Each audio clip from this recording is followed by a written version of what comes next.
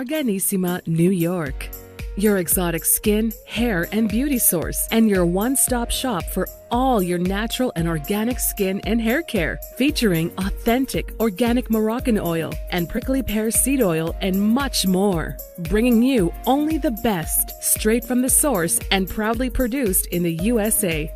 So what are you waiting for? Shop today at www.arganissima.com.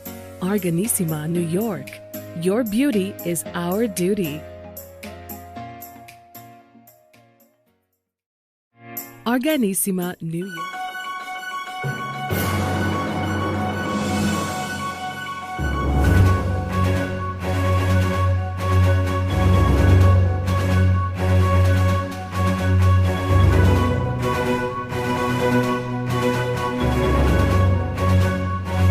Well, welcome back to the iHealth channel, iHealth Radio. Your host, Hurricane H here. New day, new show, new topic, new guest.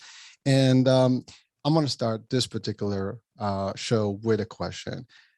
Do you ever find yourself in a situation where you cannot really figure out your life between your personal, your work, and everything else? We call that work-life balance. And or simply just like you're doing the same thing, the same as we refer to as the rat race sometimes. So those are like big topics and a big subject of discussion. And I have the best person that can actually tackle that today and address it. I have with me an author of a book that is actually dealing with that. And also she's done a lot of stuff. So without any further ado, I'd like to introduce Kathryn Burmeister, and she's going to cover with us this deal that is a big deal. How are you? Welcome to the show. Thanks for having me. I'm doing very well. Well. So I've been looking forward to this, and we have you. So first things first, the story is always the most important part. What is the story behind your book? What is the driver behind the mission and really the message in the book? Yeah, my book is Overcoming Addiction to the Status Quo, and I wrote it last year, published it this year. But really the background of it is how I came to have my own law firm. So I'm a personal injury lawyer. I opened my own practice in 2018. And as someone who never wanted their own business or their own law firm, here I am with both now. So that's, a turn of events. But it ultimately was because of a catastrophic event in my life. So I've always wanted to be a lawyer. Middle school, I decided I wanted to be. I was very inspired by Martin Luther King, letter from a Birmingham jail. And even though he wasn't a lawyer, he spoke about just and unjust laws. And then around that same time, we had to read To Kill a Mockingbird. And so the idea of being able to advocate for justice through the law kind of came together for me. And that's what I set my path on. And I've always been an overachiever, A-type, box checker. So I just figured out where I wanted to be and backtracked and set myself on that path. So that's what I started heading towards. But the fact that I've dealt with anxiety and depression since about high school has been something I've had to encounter along the way as well. So I got my first legal job in high school, exposed myself to a lot of different law firms, different sizes, and finally settled on personal injury law when I was in law school. So I wanted to work on the plaintiff side, which is for the individuals that have been hurt. So after I got barred, I found really the perfect job. And it was a great practice. The partner had been practicing for 30 years. He had a couple associates close to my age. Everybody had a good time and worked hard, but we learned really a lot too while they were doing it. So I was there for about a year and a half. And I get a text message super early in the morning from my senior associate. And my mindset, being very self-critical, is I did something wrong. Like, I don't know why. There was literally no evidence to support that, but I was the youngest, I was female, I was the newest, least experienced, something, because he asked all the attorneys to come in before the staff. And so that's never a good thing, right? But right? Yeah, it's not good. But I knew that, but I could never have prepared myself for what I was actually going to find out. So we go in there and we sit in his office as myself, the other associates, and so three of us, and our partner's not there. And he sits down, and very obviously something's wrong aside from the text message. And he told us that our partner had committed suicide. He had been stealing from clients for 8 years. and he left notes detailing what he had done. If it had been between this and prison, this is the way he was going to go. He had daughters, he had new grandbabies. Yeah, he just laid it all out. So needless to say, that was traumatic, aside from the obvious, but we had an entire business that still had to run from that point. So I threw myself into that. Myself and the senior associate decided to continue the firm with a paralegal. And for that next year, I basically was running that firm on my own. My now partner had checked out mentally and physically. And understandably, he was going through a lot, but we were all going through a lot. Mm-hmm. And dealing with the old firm, our current clients, letting our current clients know so they can make decisions if they wanted to stay with us, even though it had nothing to do with us individually, and keep an entire business going. So I did that for a year, and I was operating on adrenaline. And I finally got to the point where I'd taken a trip. I was halfway across the world in Portugal, and I get a call from my paralegal. And we're very close, but I said, you know, I'm halfway across the world. Why are you calling me? And she said, I need permission to, you know, do expedited service in a case. So basically spend a little more money than anticipated. And I said, that's fine. Why didn't you talk to our partner? She said, I can't get a hold of him. He knew the statute was coming up. And this is something, if we missed, we would malpractice. So it was a big deal. So he knew I was going to be out of town. He should have been there for her, and he wasn't. I got her the permission. We fixed the issue. But I get back in the country, and on Monday, I just could not process another thought. I had been very definitive of what needed to happen and when, and for the entire year. But at that point, I just could not think anymore. And where I was I was having suicidal ideations. I was so exhausted. And it's not that I didn't want to be here. I just didn't want to be dealing with what I was. And every waking minute, no matter what I was doing, I was dealing with that. Mm-hmm. So luckily I had enough wherewithal to call my husband, and he met me at home, and he was able to be there for me. And even, you know, despite all that, I was able to really process it in some way. I think my brain just shut me down and did like a hard reboot is the kind of the way I describe it, because the next morning it was as if a, you know, switch had been flipped. Everything became very clear. In life, you know, a lot of times we have this idea that, you know, we know what we need to do for ourselves, but we don't do it, right? Like we need to work out more, but we don't. You know, we need to set healthy boundaries, but we don't. So it's not that you don't know it a lot of times. I knew it. I just never felt comfortable enough to actually act on it, or I doubted my abilities to act on it. And from that morning on, I've had no doubts virtually about where I am and what I'm doing. I felt very comfortable in that position, but it took me hitting what I call my rock bottom. And so that's my goal with the book, is helping others not hit their rock bottom in terms of their addiction to the status quo. And that's ultimately what it was for me. And when I say addiction, I don't mean it flippantly. I genuinely believe this is an addiction because it manifests the same way that does other addictions do. We still take action or inaction to our own detriment as a result of this addiction. So my partner stealing money, people becoming, you know, dependent on alcohol or drugs to function, all trying to keep up with this idea and these expectations that are imposed on us by society or ourselves. And so that was my rock bottom. I hit my rock bottom, my addiction to the status quo. And that's what ultimately turned the tide of everything for me. Wow, that's a lot. It is a lot. That's a lot to cover, man. You know, I'm just listening to the whole story, and frankly, while you have it in the context of your law firm and your world, it is almost like a deja vu across a lot of other worlds. And I think everybody listening and watching right now can probably say, "Oh, I've been somewhere in there," and I don't know if someone can actually literally say, "I haven't been there." Maybe, I don't know. But I can tell you, even from early on, when you talked about school, right? And you had your goals and stuff. But we don't even sometimes think about that, because I actually had this conversation with my kids that, you know, this is life. The minute you start really life, you're already in that kind of rat race, that whole formula. You're like basically stuck into it. And it's already almost designed that was a template. You got to go in, you start school, you get up, you go, and the year starts, it ends, boom, boom, boom. You have summertime, it goes quick, you go back next year and so on. Then now we have high school, college, and then before you go to college, your work, and it never stops. And it's all, and you have to give it 200%, 100% minimum and to maintain. And some people, again, do more because they have ambition. And you mentioned something about, you know, you being a female, you being, younger.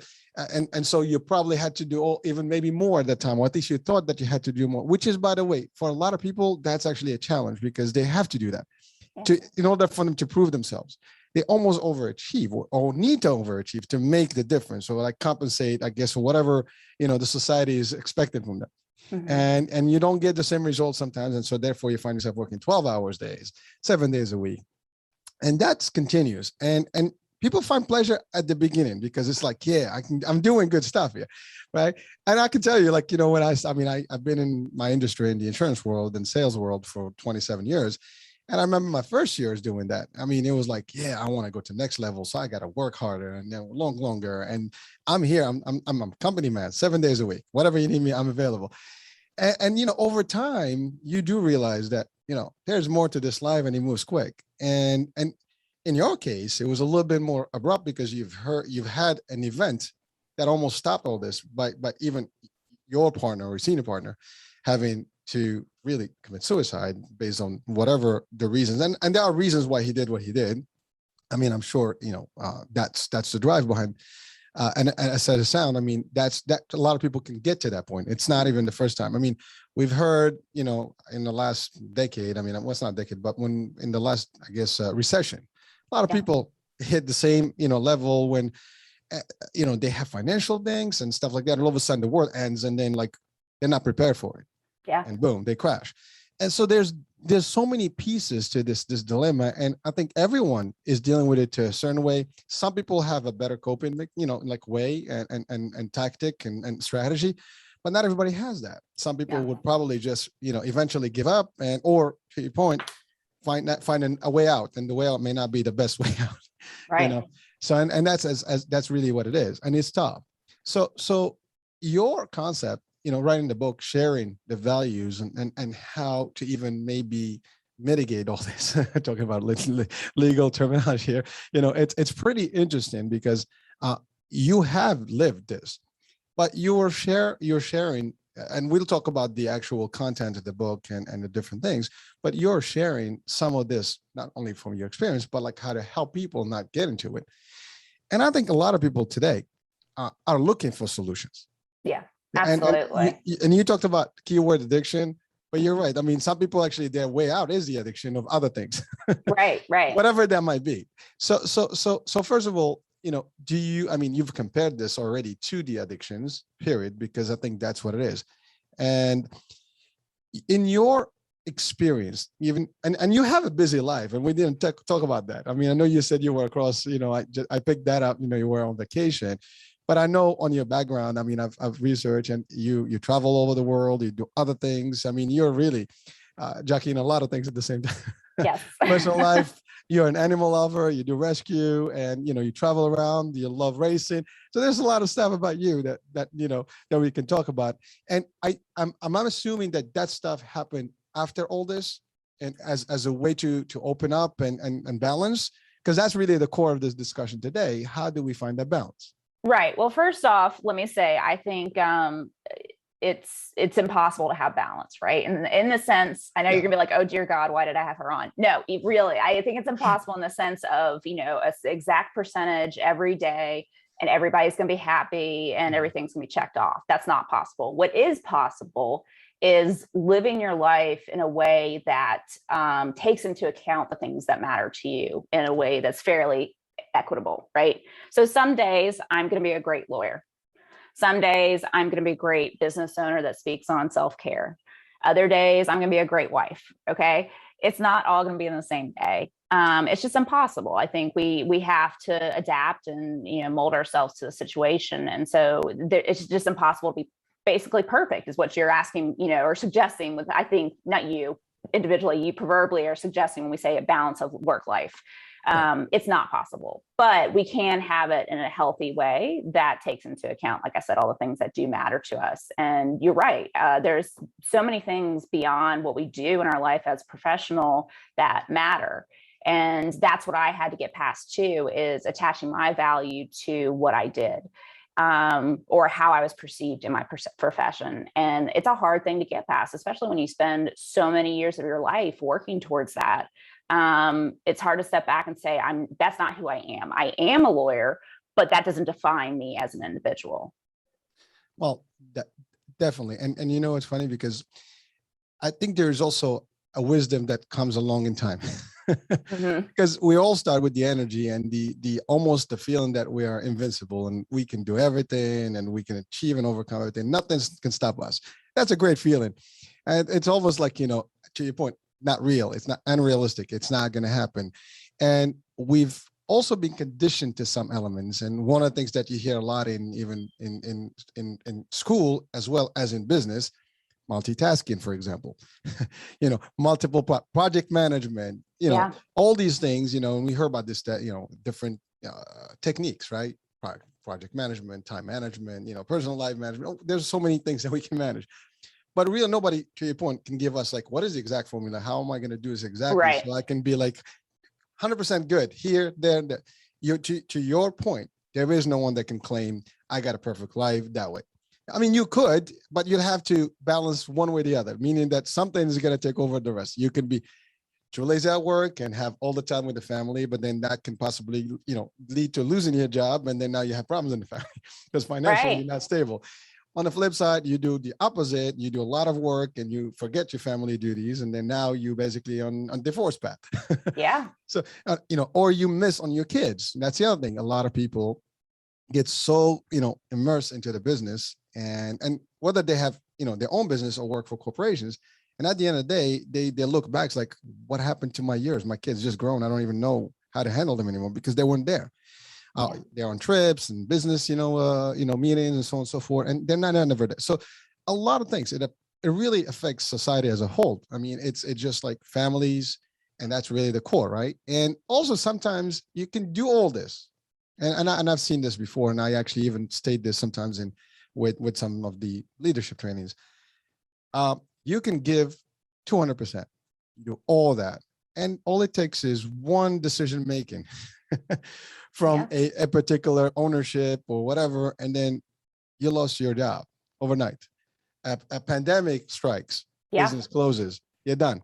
You know, so now what? That's exactly what people really hit rock bottom, and then like, that's it, I'm out, I'm checking out. Yeah. And so you want to be anticipating those, and you have to have an exit, like strategy, as I would say. You know, you can't just be like literally locked into the system. It's like, this is only one way out. You have to have multiple ways, and you have to have a way to be able to make the balance to a degree, whatever. And you have to fill in, I think, some of these gaps.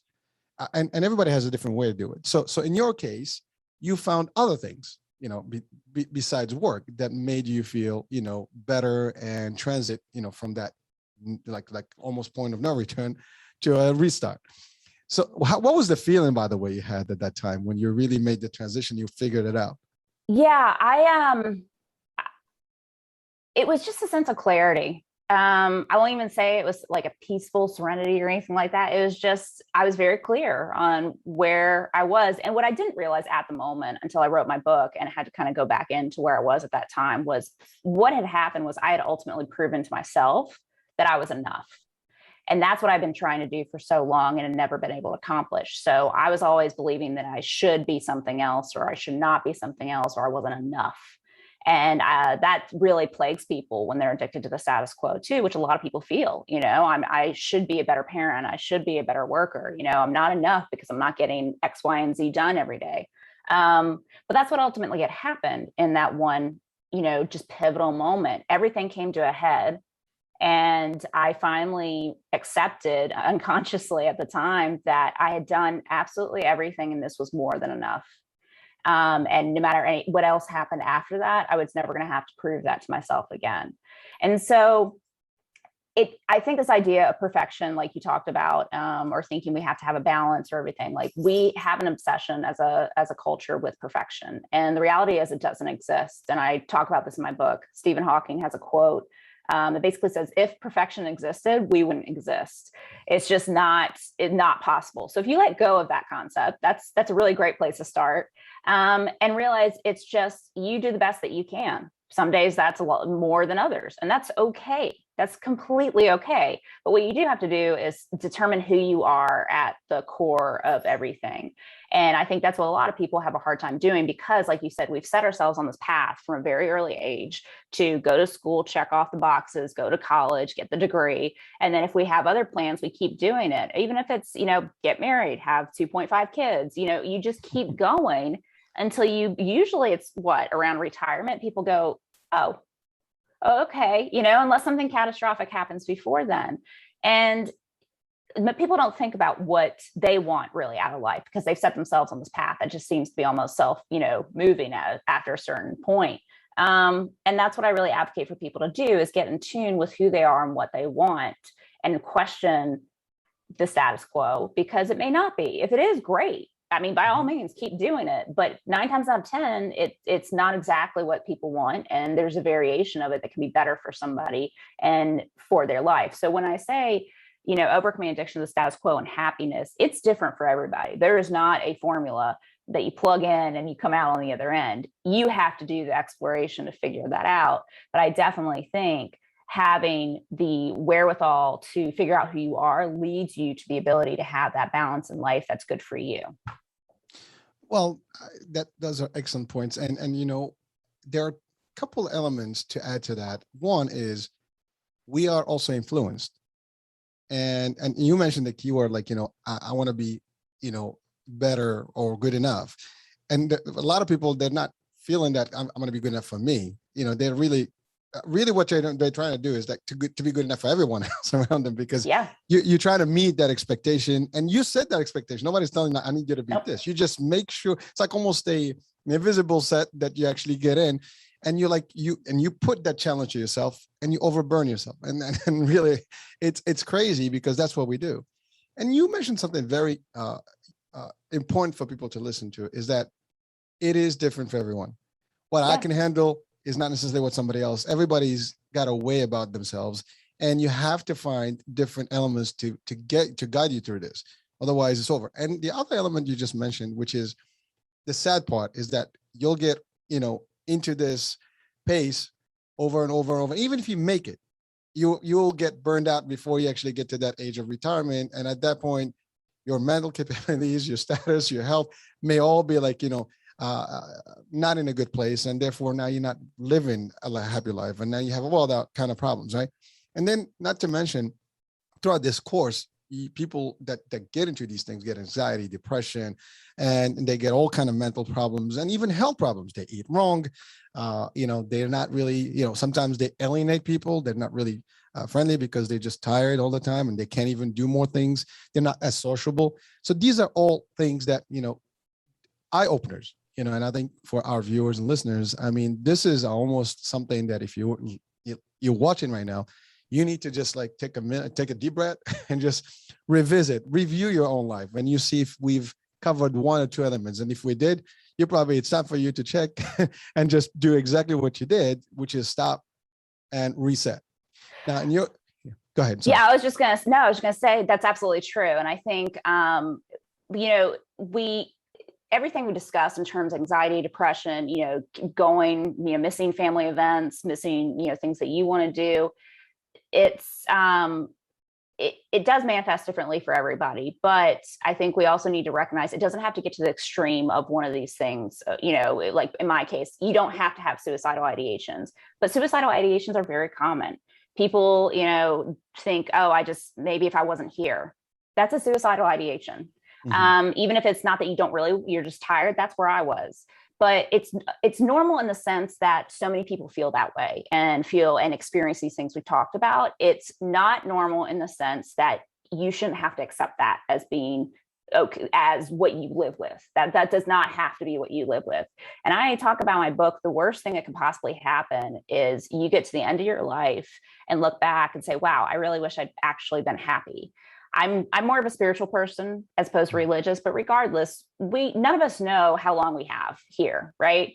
So nothing's guaranteed. And while we all have bills to pay, I fully recognize that. We can still find a balance that allows us to be productive for the basic needs that we have to have met, and also enjoy our life. Because if you work 90 to nothing your entire life, is that really what on your deathbed, honest to goodness, you're going to say, I'm glad I did that? I'm willing to bet nobody's going to say that if they're being honest with themselves.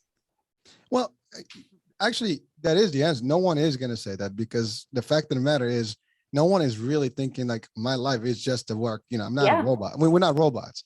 We do need other things, right? And, maybe a robot is not a person going to complain, right?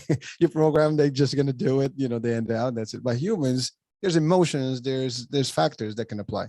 And every single thing can affect us. And if we don't take it, even our bodies will reject some of this, because eventually the body is going to stop. Hey, I can't do this. Or the brain is going to stop. I can't do this. So, but I think we talked about perfection or imperfection, but I think there's another element maybe we can add, is that the fear of failure.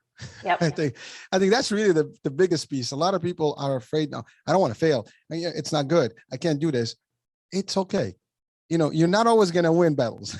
You're not going to have it all. You have to, once people establish that rule that things can go down and can go bad and can go south, guess what? You will be back again.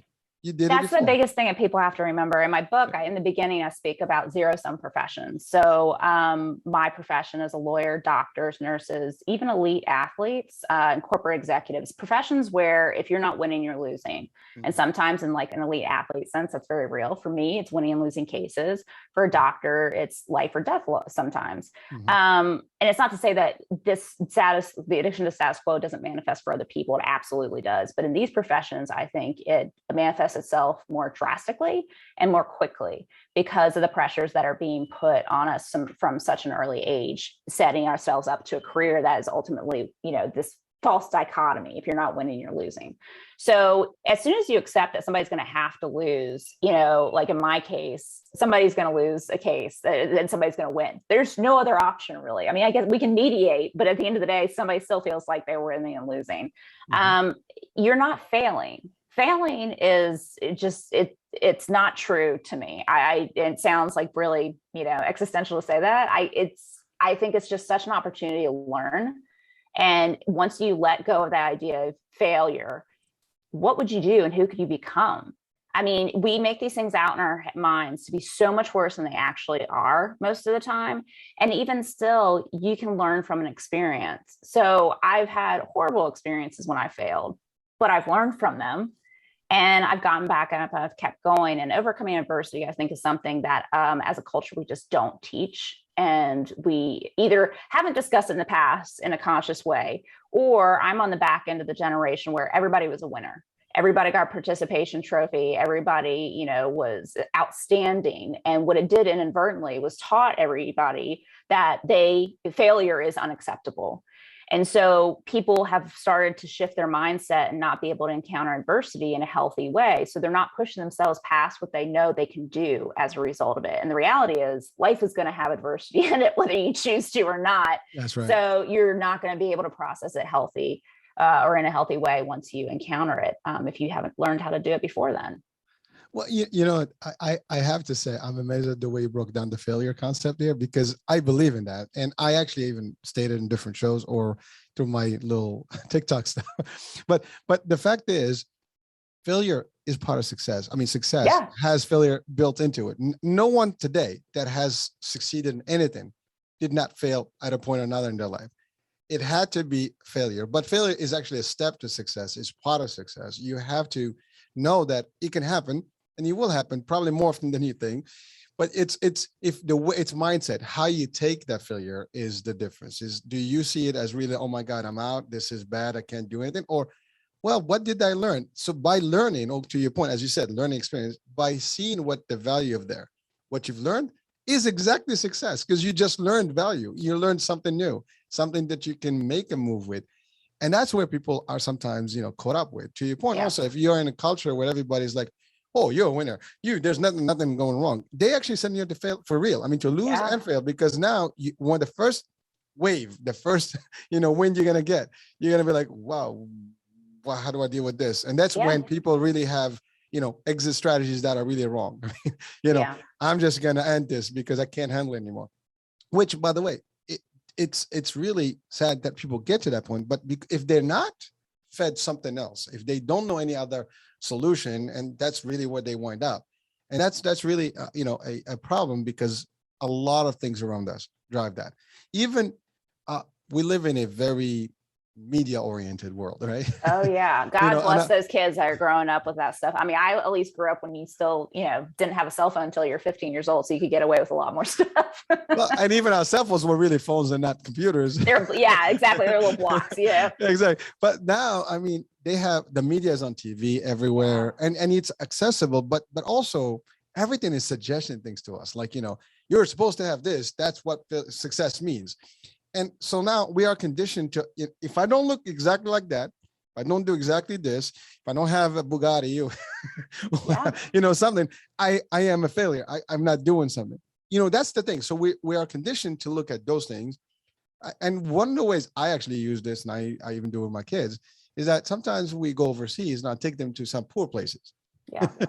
And I compare, see, look at your life. One of these folks probably can give anything to get some of the stuff you might have. Yeah. So I understand that is there. While you think the world is going to end because if you don't get a cell phone or your phone is going to be shut down, you have no Wi-Fi. Some people are struggling with water right now. Right. Basic stuff. And so, but that's the problem we have. Depending where you are and the environment you're raised in, that can be a challenge for us, as we grow. And we get involved, and then there's the fear of financial stuff. Like you mentioned bills earlier. We all have bills, but the question is, sometimes we don't have the trust or conviction that we can still make it through, regardless. I mean, how many people lost businesses and restarted again, and they just did better? But some people, when that happens, they just shut down again. End of the line. There shouldn't be no end of the line. It's just a restart point. And I think that's really the biggest. And that's the thing with mindset. It's just how you see things will make a difference. And so in your book, are there any specific steps that you recommend, for example?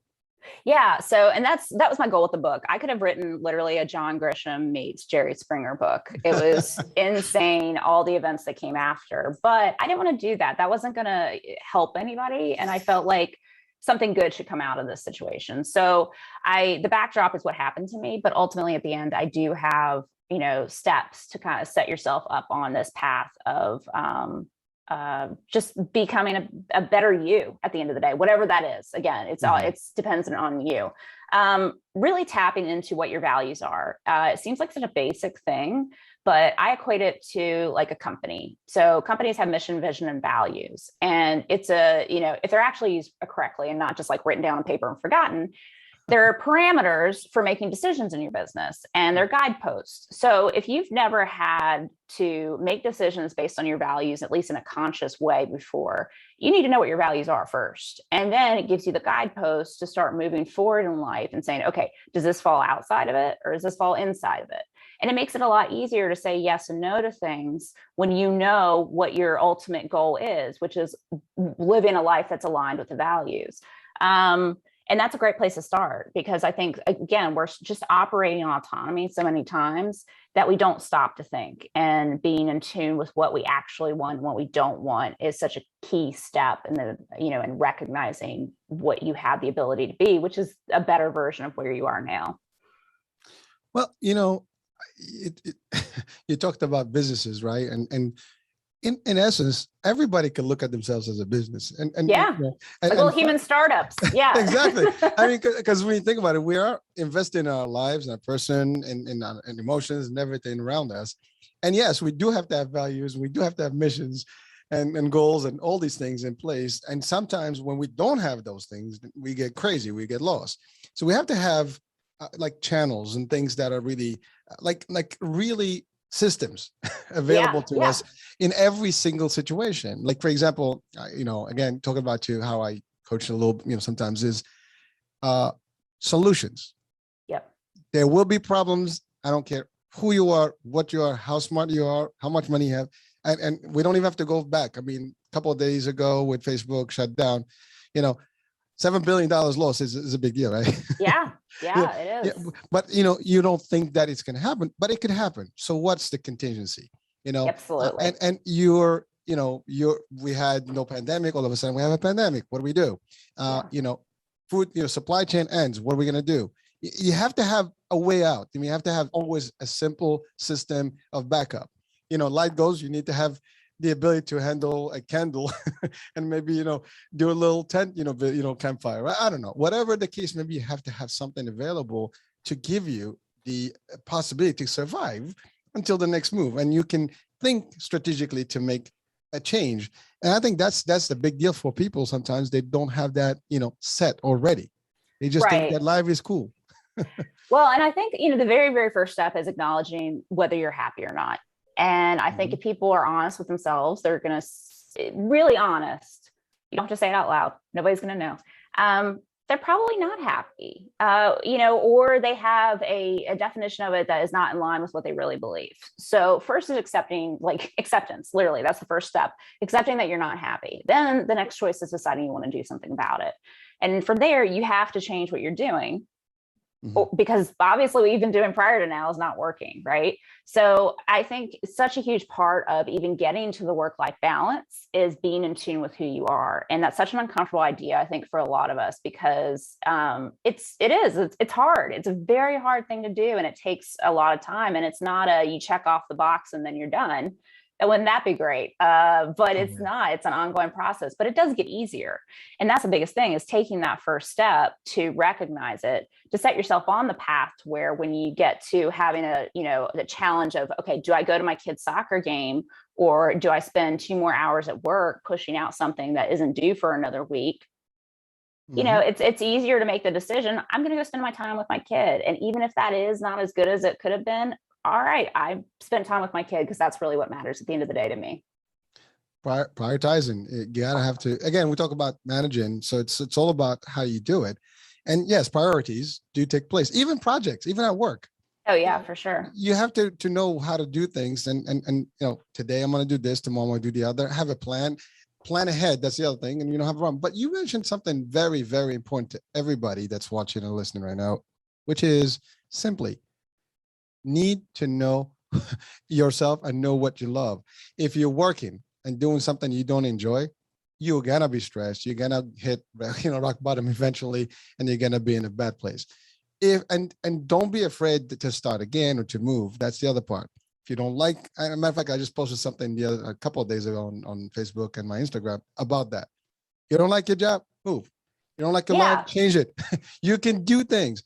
No one is forcing us. We're the drivers we're the driver's seats, right? So the problem is that we are always afraid of change. That's the other thing. Change is good. Even if it's better. Yeah, absolutely. Change is okay. You can change the scenery, don't be stuck, oh my God, the world's going to end.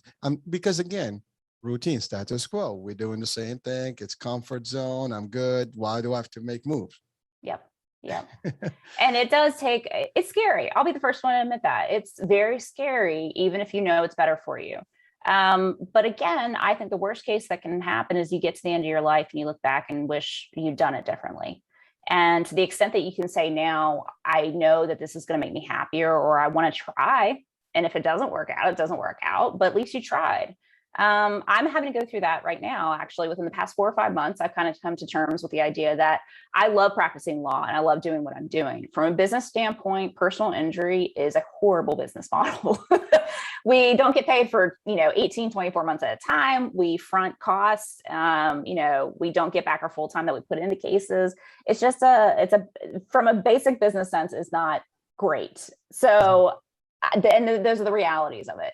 So there's a couple things I can do. I can scale up and be a billboard guy, that just takes nothing but thousands of cases. That's not me. Or I can only hit the $1 million cases, which sounds great in theory until you realize once you start feeding that monster, you have to keep feeding that monster. And that's not what I want to do. Yeah. So what I have shifted to is saying, okay, instead of do I stay open, do I not? This false dichotomy, what can I make my law firm to be better for me? Mm-hmm. So pulling back on the cases and pushing forward on motion practice, which is just responding to things in the court. And then also realizing how much I feel satisfaction from helping others learn what I did, but in a healthy way, So speaking to you, speaking to others, your listeners, writing about it, and even coaching attorneys predominantly to get through the process. Because I can tell you all day long, here's the steps that I went through. But again, if it was that easy, everybody would have done it. So actually working with people one-on-one to do it. So shifting my perspective on what I thought was going to be the end all be all my life, and I look back and say, wow, was that wasted time that I, went to law school and opened my practice? No, not at all. It brought me to where I am. I've absolutely enjoyed it. And I always would have wondered, what if I hadn't have done it? So every opportunity, even the really overtly crappy ones, because I've been there, I've had them, has the opportunity and the ability to teach you something new, which is crucial, because all life is learning. And if you're so afraid to fail, again, I just don't think failure is a reality. You're afraid to learn, really. Let's be real. That's what it is. You're afraid to learn something maybe negative, but that still is learning. And it still serves its purpose. I think about it like in a very scientific way, like we feel pain, right? Our bodies feel pain. There's a reason. It's not fun, but there's a reason that we feel pain. It's so we don't continue to hurt ourselves. So we have experiences that may not be positive, but they help us learn what to do and what not to do in the future, and what works and what doesn't work for us in the long run. Well, actually, I define them as positive because, that's me. I mean, I look at the positive part of everything. So it could be a bad deal. Like you said, that's a good example. We have pain. And so without pain, you don't even know that you're sick and you're not going to do anything about it. If you don't feel pain, you can literally break your bones and not even know about it. And then now you lose your leg, right? Yeah. So, I mean, that's just as a crazy example, but that's exactly what it is. It's just a matter of us adjusting. It's in us. Everybody can do these things. It's just a matter of sometimes opening up to it. It's like you have to have the satellite dish and just get the reception, into you and see like what's up, and opening up to listening and learning from others. And by the way, that's the other thing. We don't have to always learn through our own mistakes. Right. There's plenty around us. So we can certainly see things. And now you mentioned your example is you've always wanted to be an attorney. That's something that you wanted and you enjoyed. You picked a good noble piece because you felt good about the justice part of it. And that's a good thing. So while you're still adjusting within your own realm, you're still figuring out a way, different way, but within the same, compound. You're still in the right place, as far as your what emotions and what you love. Some people may just literally just like, this is not me. I want to move. And then they change. That's okay. Start Absolutely. Again. I saw so many people in law school, like I exposed myself to the legal profession before I went to law school. So I knew what I was getting into. So many people didn't. They went straight in from undergrad and they'd be 1 year, 2 years in law school, which law school is not at all like practicing law, but they go, I hate this. And I was like, so why don't you stop? Like, but I'm already 2 years in. You're going to be about to be 3 years in and be in a law firm in a second. Like what, and I get it. Again, it's scary. But the worst thing you can do is do something that makes you miserable for the rest of your life. And I am not saying that, you don't have pressures, right? People have kids, you have kids. I don't have kids, which makes things different, but I still have obligations. So maybe it's not as easy for some people, and I'm speaking from a place of privilege, but you can do minor things to start shifting your path. And start saying, you're not going to accept certain things in your life or certain, ways that you're being treated or certain time, constraints on you that are demanded. It's just, it doesn't have to be one big thing. It doesn't have to happen overnight. But you absolutely have the power to change your environment. It just may require you being creative or, just thinking even more outside the box than you might otherwise would have thought. Well, definitely. And so there's a couple things I want to add to that. One is people, they have the pressures, as you mentioned, from early on. And the pressures can be from family. Oh, you got to be, everybody in your family is a lawyer, and now they want you to be a lawyer. Everybody is, and I've seen that in some cultures, everybody's a doctor. Your parents are doctors, kids have to be doctors. And then you have almost the contrast piece, which is you go to school now. Most of the colleges now, they give you standard, classes and credits for like just the basics. And it takes you like 2 years to figure out what you want anyways. And so at that point, and then you have all your friends, they say things, and then you end up doing, getting a degree that you're not even understanding why you did it. So 4 years went on. And then now you wind up in a dead-end job or like an entry-level job while you're figuring out the next move. time is going. And then now you're like really already in a bad place. The other part is people have to start saying no. Yes. Yes. Yes. But yes, you say no. Yeah. Yes to no. But no. really, because people are afraid to say no. Yeah. Oh, can you do this? Yes. Can you do this? Yes. You can't be always a yes person. There are sometimes you have to say no because it's important to stop. Yes. Take a break, take a deep breath, and people don't take even time to eat. That's a problem. You don't take vacation. That's a problem. Setting boundaries is paramount to anybody's success. And when I say success, I don't think about it in the stereotypical sense that most people do. I don't think money equals success. I think happiness equals success ultimately. Money makes things easier, no doubt about it, right? Again, we have basic needs that need to be met. But there is definitely a threshold, and there have been studies done on this, where after a certain point, if you have a certain amount of money, the more money you have, the less happy you are. Because in and of itself, money doesn't make you happy. You can have experiences and you can have things. And I would argue the experiences give you more joy and satisfaction than the things in and of themselves. But you can't take that with you. Money sitting in a bank is not in and of itself going to make you a happy person. I think genuinely what you are as an individual, money can amplify that to whatever degree. You're a good person or a bad person. And I like nice things. I'll be the first one to say I like nice cars, but I still could say if I didn't have a nice car, I'd be a happy person. And that's what I think people have to shift their mindset about. Success is not tied to how much money you make. It's not tied to how many accolades you get from your employer. It's tied to what you are in your life and what you're able to accomplish as you. And is that fulfilling or not? Well, and key word here, money is not going to get you happiness, right? And frankly, money can buy you a good watch, but not time. No, absolutely. You can get a $100,000 watch and still not going to have any time. If you're sick, that's not good for you, right? Time is ticking, right? Yeah, same thing. It cannot buy you, family. I mean, you can buy a house, but not a home. So we can, break it down to a lot of things, but yet people still feel. Now, people may say, well, you guys, what cloud do you live in? Because you might be, set, that some people may like, oh, you're not talking about our, my level. Everybody's level is the same. You can live with little money and be happy, and have a lot of money and be sad. And we've noticed that. We see it all the time. You can have all the money, but everybody hates you. Yeah, you can have, you don't even have a good life with your family. Yes, you can buy things to compensate, that the lack of things that love, whatever that you're seeking, but you're not going to do that. People actually, even friends, sometimes you can have money and there are fake friends that can just be there for whatever, entourage business. But once that's gone, they're not real friends. Or when you don't have, or you need somebody, they're not even there for you. So there's so many things.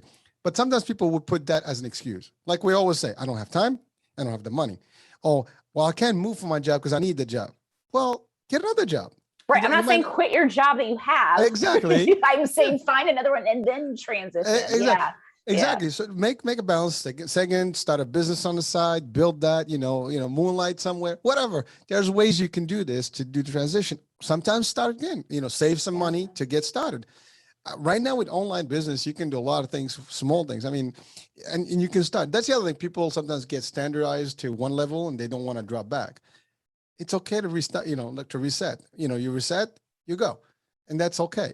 But again, that's my opinion. I've done that before. Something like I had a show, I think 2 weeks ago, and we had a role play, and the doctor asked me the question and said, well, how do you do it? It's like, listen, I work with my brain. I can work with my hands. If I, this stuck, I'll go Uber. I don't care. I'll deliver pizza if I have to. I have to survive. I'll make money somehow. I live in a nice house. I may have to reduce the house. I own a home. I have to rent. I rent. I've done that actually. Yeah. So been there, done that. So when someone tells me, oh, you're talking too much. No, I'm not talking. I can tell you stories. I went from a lot of money to no money and back to a lot of money. It doesn't matter. Life goes up. It's up and down. Once you establish that there's nothing that can stop you, I think that's the key. There's nothing that can hurt you. You can actually face this dilemma, and therefore the status quo is no more for you, because now you can literally maneuver. Absolutely. It's a mind shift. It absolutely is a mind shift in accepting that the worst thing that can possibly happen, what is it? You lose your job. Yes, that's horrible, especially if you're the only one providing for yourself, but you can go get another job. Are you having to work a number of jobs? Maybe, but there are solutions out there. Again, I understand that it's not as easy as I may be making it sound like to some people, but I genuinely believe a shift in your mindset can go a long way in helping you overcome these challenges that you may encounter. Or if you, like you said, it's unplanned, you lose your job, you lose, your big house. Okay, so pivot, let's find a solution. Because sitting there and worrying about what you can't change is not going to change it. And if you can change what's ahead of you, then you need to be doing it. But it's a lot, I think, for, most people to sit there, and especially if it's, like we said, if it's comfortable, and then to change that actively into an unknown territory. But again, I just can't imagine living a life of being unhappy. And to me, that's just the worst thing that can possibly happen at the end of the day. Happiness is key, and you have to find it somehow. Because again, living sad, I don't think you can live long. That's the bottom line. No. And it's just, what's the purpose? I don't know. What's the purpose at that point? I remember reading a book, I think it's Solving for Happiness. And it's a guy, I can't remember what he did, worked in big oil or something out in Abu Dhabi, and had, expensive cars, yachts, tons of things, right? Didn't get to spend a lot of time with his family. Turns out he was working a lot, but his son ended up going for, routine, unplanned, but fairly routine surgery. He died on the operating table, and he would have given everything he had to have spent more time with his son. And that just really stood out to me. So it really doesn't matter in the sense of where you are financially. I think just realigning with what matters to you is the most important thing you can do. And from there, everything else is just gravy. It's just icing on the cake type thing. Because you may lose those things by, either through intention, like we're talking about pivoting, or unplanned situations like the pandemic. And at the end of the day, you're going to have yourself to live with. So how do you want to live? Well, again, the pandemic is a great example. I mean, people had everything, and some people lost their lives. Some people lost their health overnight. Businesses shut down. I mean, there were a lot of businesses that actually got affected big time, and they were not able to survive. And so either you go, oops, that's it.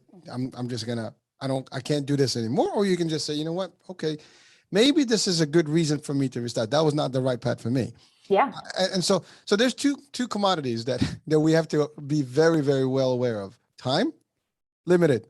And earlier said there's no guarantees. There's one thing guaranteed at the end of time is death. Right. Yes.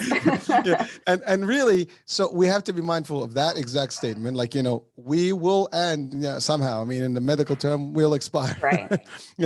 And we have to make the best of the time we have, by doing the right thing, enjoying, spending it with the loved ones, or creating loved ones if we don't have one, or whatever the case may be. Do whatever is good for us that makes us happy. And then define what happiness for us. That's the first thing, right? Yeah. Then you have also health. If you don't take care of your health, I mean, we're talking about this to provide some advice to folks, to guide them a little bit to be healthier. I mean, if you're happier, there's a good chance you're healthier mentally and physically. Yes. Right. Yes. And then the money can be an issue in a lot of realm because it's part of society. It's just the way it's designed. Right. It's, is it a means to the end or the answer? Yeah, it's a means to the right. end. Right. So you can use it, but use it wisely. But you're right. No one in this world can buy you happiness or family or health, or bring someone, from that bad and whatever. You can't. Money is not going to do that. You can put them in the best hospitals. You can give them the best treatment. You can spend as much money as you can, and sometimes it still doesn't work. So, and you can, 1 minute that you want to spend with these people can be something. I mean, there were so many stories about that. People, sometimes they have these digestive and they can't even eat. I mean, all the food in front of them and they can't even have it. Yeah. Yeah. It's as crazy as that, right? You can have a car, but you can't drive anymore. Right. You can have a pool, but you can't swim anymore. I mean, I'm just, giving, but we can think about all these things. You can have many things, but if your body fails you, your mental state fails you, or you run out of time, you're done. There's nothing else. And you don't want also to live your life, go crazy, status quo all the way to the end, to your point, dead bad. Okay, oops, what happened? Or even if not, you get to that age where you're not really able to do things. Yeah, absolutely. And I think that's a great point that you bring up, because I think because we are addicted to the status quo, we put our health, both mental and physical, second and on the back burner so often. And as a result, people are just very much unaware of what stress does to your body, and mentally and physically. It absolutely takes away, your life and your time. I mean, there have been studies that have shown the impact it has on people and long-term effects. So to deny that stress and overwork, that don't have an impact on you is foolish. So recognizing that, and again, being proactive. Yes, we have to work, but we can work in a way that, again, has a balance. We take care of ourselves physically by working out, and we, take time to be with the people we care about, mentally taking care of ourselves. You just can't go all in on one thing and expect it to turn out well. That's literally everything. Is there anything in this world? I challenge somebody, and probably somebody's going to come up with some smart aleck response, right? Challenge anything in this world you can do all the time and have it turn out well. You can't. So like most things in life, you got to find a balance. And that's to our point about all of this, finding that balance, but the balance that's right for you, and what it may be on one day, is different from another day. And that's completely fine. And just to add to that, I mean, first of all, we're not the Energizer Bunny, so we can't keep No. going. We need to sleep. We need to do all the above, eat right, diversify our life. But also at the same time, we have to also manage our expectations. Yes. Some people are ambitious, but ambition doesn't mean go crazy. Right. You can have goals. I always say this, dream so big they can scare yourself. That's okay. Be as ambitious as you want. Go after your goals. There's nothing wrong with that. Actually, I push that every day, but know how to get there without having to burn yourself.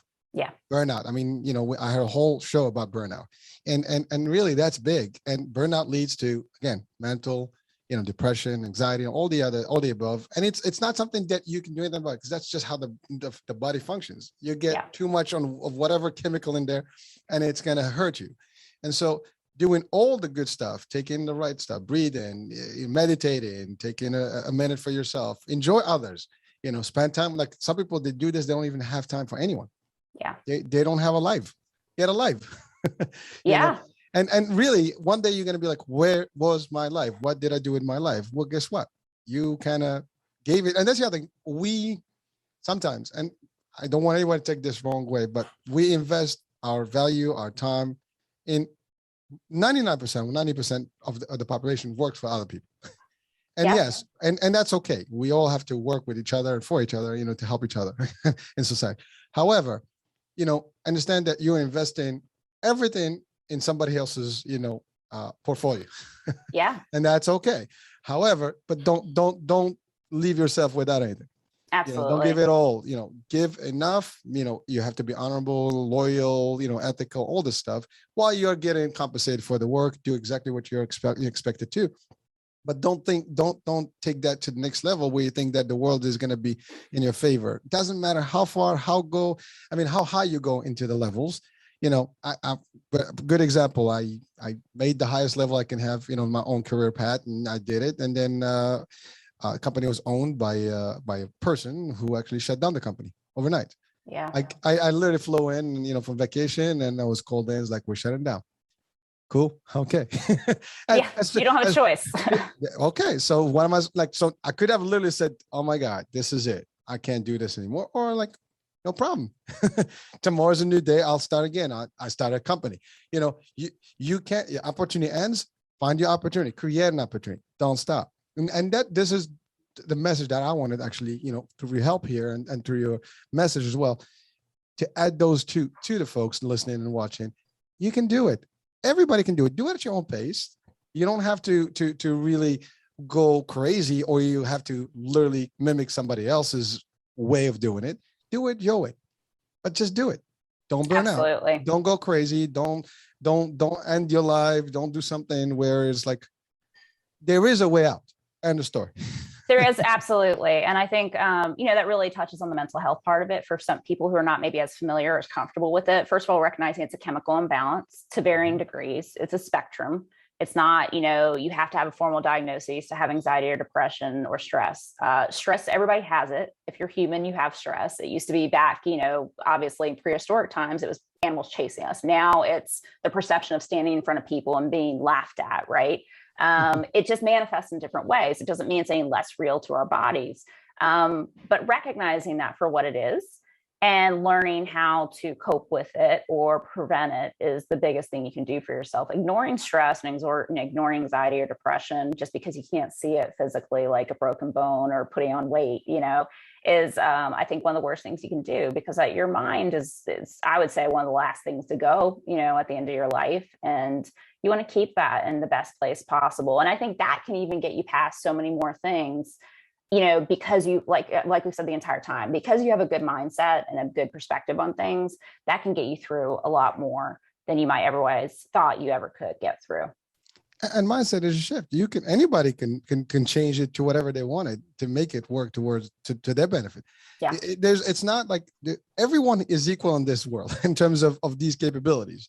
Yeah. So we can do it. Everybody listening, watching, if you think you can't, you're wrong. You can. And that's the other thing. Say, I can.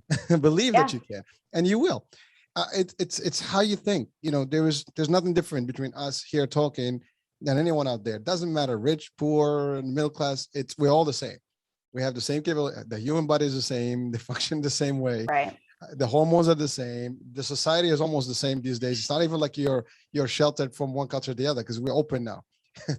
Facebook and social media is all over the world, and you share everything in a split second. So we're there, but don't also set yourselves to the point where you have to always judge yourself how you're being seen by others. Yeah. I think that's the other problem. We're all waiting, like, oh my God, I'm going to lose my job. I'm going to change. What people going to think about me? I don't care what people think about me.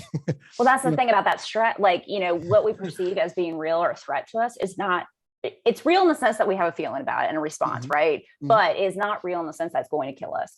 If we don't have likes on Facebook, you are not going to die, right? If people think you did a crappy presentation at work, you're not going to die. It's just shifting what reality is. And you've created this reality around what society has told you have to, because everybody's doing it. And now you are the one recognizing that I have the power to control what my reality is. And that's such a just empowering position to be in. And you don't have to be old to realize that. You don't have to be young to realize that. Literally where you are is where you can recognize that point, and it will change your entire outlook on life from here on out. I think I'm going to stop with that one. I do have one question. Yeah. I mean, we're getting to the end of the time here, but so before we close, a couple of things. One, are there any other elements of the book you want to highlight? And then also, how do we get people the book and access to you? Yeah. Just the backdrop is what happened to me and my experience with my partner, but don't let that dissuade you from reading, because it can be so relatable in the sense of a tragic event bringing you to a bottom point and overcoming adversity. We can all understand overcoming adversity, right? And I do have more tools in the back of it to really help you start that path towards, shifting your perspective on life. And you can find it on Amazon, Overcoming Addiction to the Status Quo. And if you want to connect with me, I love hearing from people. KF Burmeister, so Linktree KF Burmeister is the best way to get access to my website, social media, Amazon. You find me all on there. All right. Well, actually, your site and the connection to you will be on the description show, so people can actually reach out and definitely check out the book. I mean, it is a topic that we do need to read about and learn about, and no one is sheltered from this one. I think everybody can benefit somehow. Even one element, two elements from there will be enough to make a difference in our lives. So Kathryn, it's been a pleasure. It was fun. We had a nice dialogue here, and I hope that the message is delivered and people will get enough from this to turn their life around and maybe even save a life, hopefully. And that's really the bottom line. Everybody can do this and will do this and have the ability to do it and be better and live better, happy. So that being said, thank you for being with us, Kathryn, and that's about it for me, Hurricane H here. Thank you for watching the iHealth channel and listening on iHealth Radio. We'll talk soon. Different show, different topic, different guest. Bye now.